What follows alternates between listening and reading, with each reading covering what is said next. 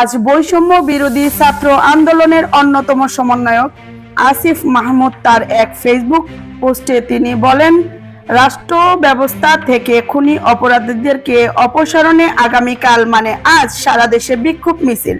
রবিবার থেকে লাগাতার অসহযোগ আন্দোলন। তিনি আরেক পোস্টে লেখেন, আজ শনিবার বিকেল 3টায় আশেপাশের সকল আন্দোলনরত ছাত্র জনতা মিছিল নিয়ে কেন্দ্রীয় শহীদ মিনারে এসে জমা হবে। সমন্বয়ক আব্দুল কাদের তার এক ফেসবুক বিবৃতিতে লেখেন, খুলনা, সিলেট, ঢাকায় পুলিশ আমার ভাইদের উপর আবারও গুলি চালিয়েছে।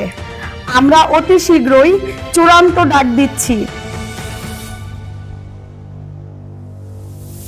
এক লাইভে আব্দুল হান্নান মাসুদ জানান, আগামীকাল থেকে অসহযোগ আন্দোলন চলবে। সবাইকে আন্দোলনে অংশগ্রহণ করার ডাক দেন তিনি বলেন, সরকারকে কোনো রকম কর বা সহযোগিতা করা হবে না।